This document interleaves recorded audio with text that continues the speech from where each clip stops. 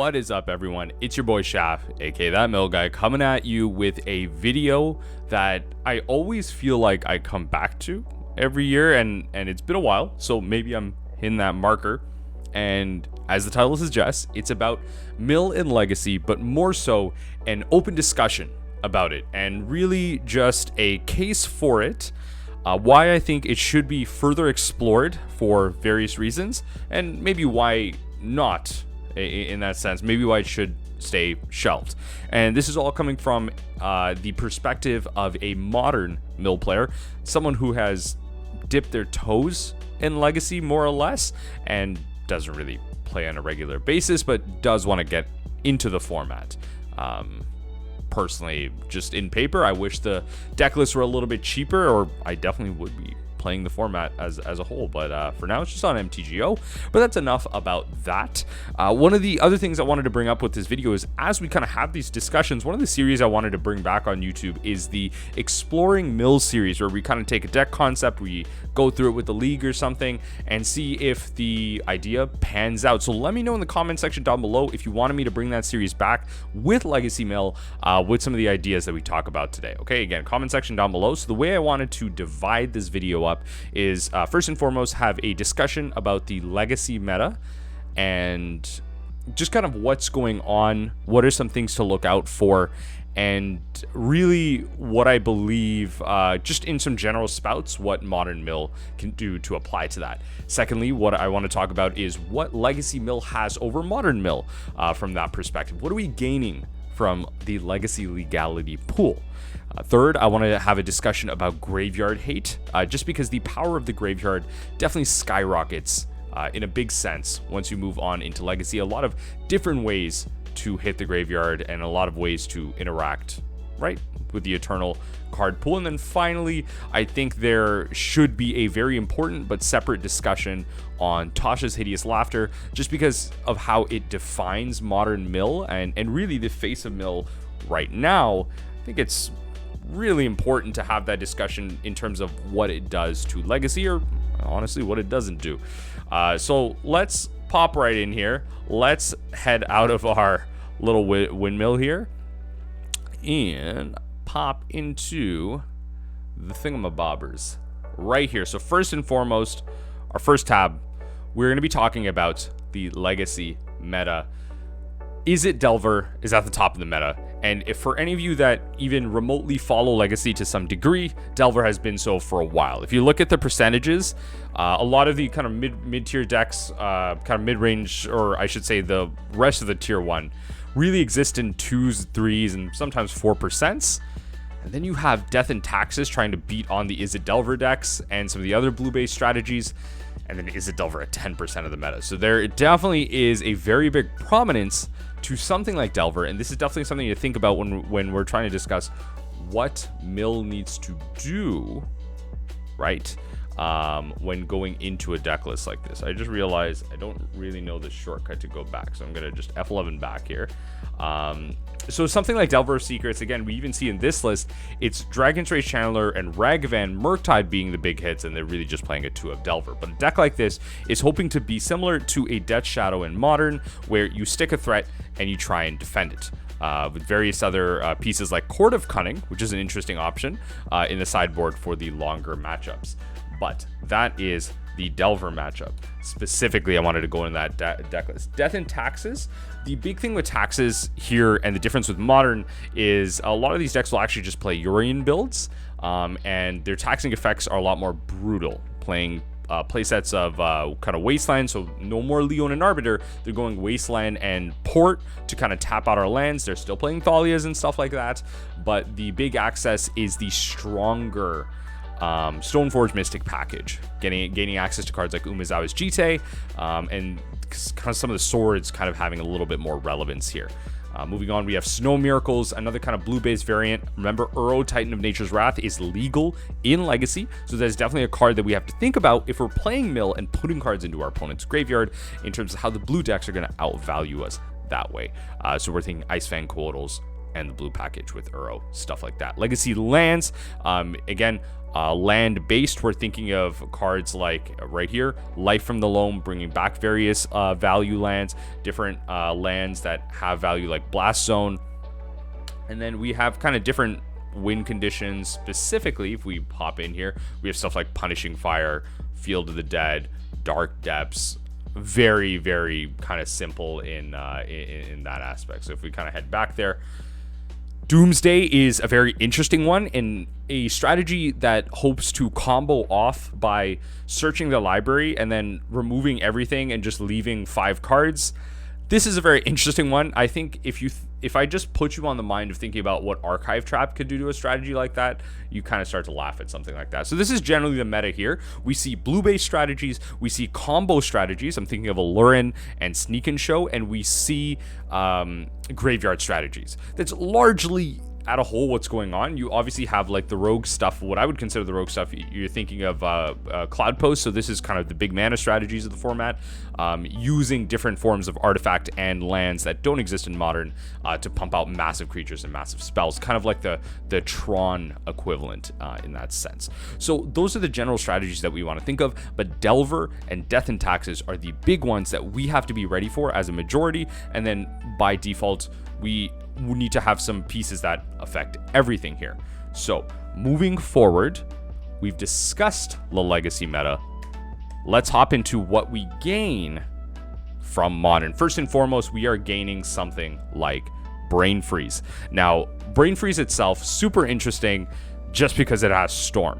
We have a lot of low-cost spells in Legacy that we could play in a blue-based strategy. Obviously, playing Mill, it's going to be blue-based. We're thinking of cards like Brainstorm, Ponder, heck, even Surgical Extraction as a free spell. Once you start realizing some of these battles you get into, especially Counter Wars, where you play a spell, they counter it, you Brainstorm, maybe they Brainstorm in response because they see you're trying to dig for a counter spell, you Surgical, all that stuff. You put all these spells on the stack, you cast Brain Freeze, a great way to outvalue your opponent that way. Even though it's just 3 mil, relatively powerful. Oh, wrong card. Yeah, there you go. So next up we have Bruvac, the Grandiloquent. Kind of one of those cards that I think more of you arena players have come up against just because of its historic legality. But of course, definitely legal in Legacy and Vintage, and is a card that we have access to and has more power now that we have something like Ruincraft to more consistently take use of a trigger with something like this. Remembering that on the ground, it's able to favorably trade with something like Ragavan. It's able to, in a sense, when DRC is lower, it's able to trade with that really, but once it gets a little bit higher, obviously you're not getting over its flying, and again kind of dealing with other stuff like Snapcaster Mage. So the 1/4 body is actually relatively powerful, again getting around Lightning Bolt, but the most important part is an opponent would mill 1 or more cards. We are doubling that mill, but it can be a little different with something like Fraying Sanity, where if a card would enter, they double that. Specifically has to do with the mill, which does have that negative aspect when you start thinking of cards like Tasha's Hideous Laughter, but we don't need to jump the gun there. Next up, it's not something that we gain access to that's different. The reason I want to bring up kind of Archive Trap here, I believe I have it beforehand, yes, is Doomsday. Now, specifically what I was talking about before, Doomsday, 3 mana sorcery, search, so whoever's casting the spell, they search their library and graveyard for 5 cards and exile the rest. They put those 5 cards on top of their library in a chosen order. Ideally, these are, there have been definitely a lot of in-depth discussions about things like Doomsday piles that Legacy players will play and how those have evolved over times as more cards have been introduced into the game of Magic. But as you can see, they're searching the library, they're putting 5 cards on top. If you cast something like Archive Trap here, yeah, it's almost like a free win in that aspect. So there's a lot of mind games to be had. So it's a very interesting matchup, definitely very favored for Mill, and so really something to consider, considering it's a top 5 deck in terms of meta share, if not a tier 1 deck generally that you have that kind of free win aspect against. Finally, I believe this is the last card I want to talk about here. Again, I don't have my tabs open.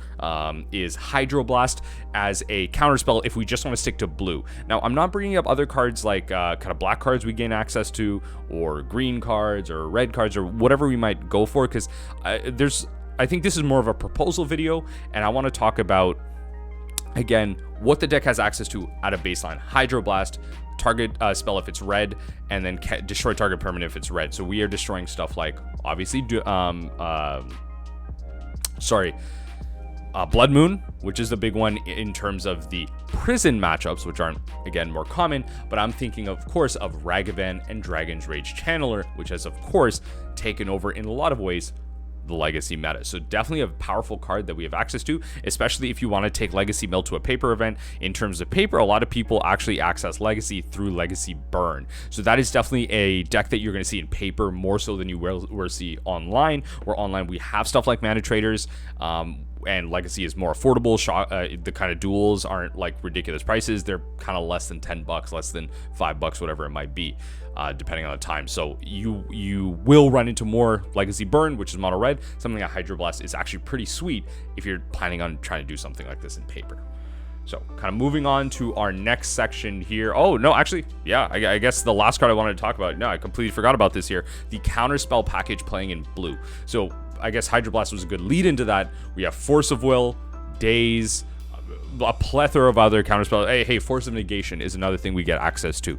So again, just being part of that kind of higher echelon of blue soups, as a lot of players will refer to it as, playing mill is actually pretty powerful. We have a lot of outs to just kind of some random combos, a lot of free spells. So outside of Graveyard Hate and Combo Hate that we might already have, as we discussed kind of later on, it's nice that we have the blue package in Force of Will. So you don't need to worry about that. You're not necessarily doing anything terribly different. You still have the regular policing elements of a regular blue deck.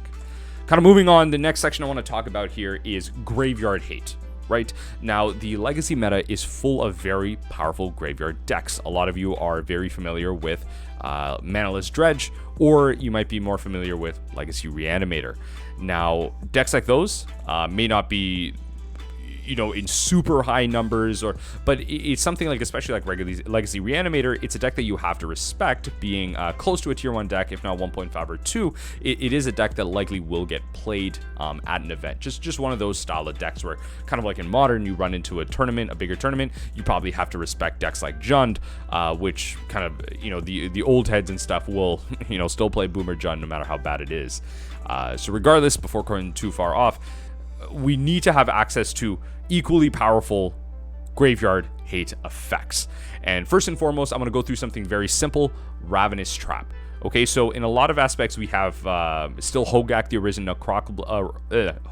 Arisen Necropolis and Faithless Looting being legal in the Legacy format. So a lot of times, there, especially with Faithless Looting, that's 3 cards being put in the graveyard by itself, the 2 cards being discarded and the card itself. So Ravenous Trap gets turned on by that, obviously. And then we have stuff like, again, Hogak the Arisen Necropolis. So a lot of powerful graveyard strategies taking use of their graveyard. So a Ravenous Trap is a very functional way to one-shot that out.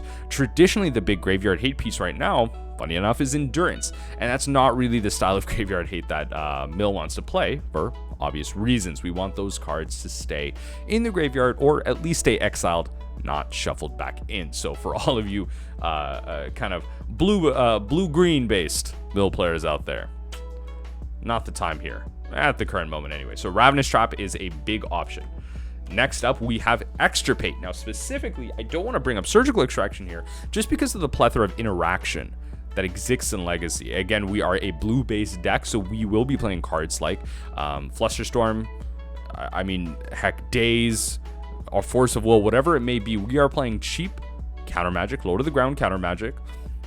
And Extirpate is a fantastic way to get around all of that, to grab those combo pieces, to take those pieces out. When we start talking about Tasha's Hideous Laughter, this card is actually going to come up again. I don't want to jump the gun too far, but again, just for now, at this point in the video, think of this as a simple way to get around counter magic and take out combo pieces over something like Surgical Extraction. Where in Modern, this might be just a 5th copy of Surgical, and Surgical is your main plan. Extirpate has a real viability over Surgical for many reasons, thanks to that split second. Finally, I want to talk about something very tried and true, like Leyline of the Void. Coming down on turn 0, making sure, especially decks like Hogak that can go off very early before you're able to draw something like a Ravenous Trap, or even cast something like an Extirpate. You might be playing that over Surgical Extraction. Leyline of the Void is a fantastic way to have that in your sideboard to all out just take it out. Remember, the stuff like turning off Visions of Beyond isn't really the most relevant discussion in Legacy. Remember, we have cards like Ponder and Brainstorm to make up for that. So Visions of Beyond may not even be in a lot of deck list a playset up. It might just be a value piece because we have stuff like Brainstorm, which technically can be a little bit more powerful, because if you draw 3 cards, even if you draw a bunch of lands, you know, you play a fetch land and you shuffle those cards away. You're not really seeing them, whereas Visions really, it's draw 3, but you might just draw 3 lands, or you just might not draw cards you need. So at least Brainstorm has that slight bit of edge in that minor case over it. So that, again, that argument of like, I can't play, you know, I can't turn on Visions and Beyond isn't really the most relevant argument, especially, again, as I've been belaboring here, a format with more powerful, significantly more powerful graveyard-based strategies. So you really need an all-out effect, and you need to kind of force them to answer you off the start to play your game. And that's how you really want to be thinking about what you want to be thinking about against combo decks. Finally, I want to get into a discussion about Tasha's Hideous Laughter. Now, again, as I said in the beginning of the video, this was a card that is a card that currently defines Modern Mill. It is the sole reason that Modern Mill is a tier 1 strategy, and it will definitely be a strong reason for it to continue to be so, just because of how it beats up on the aggro strategies.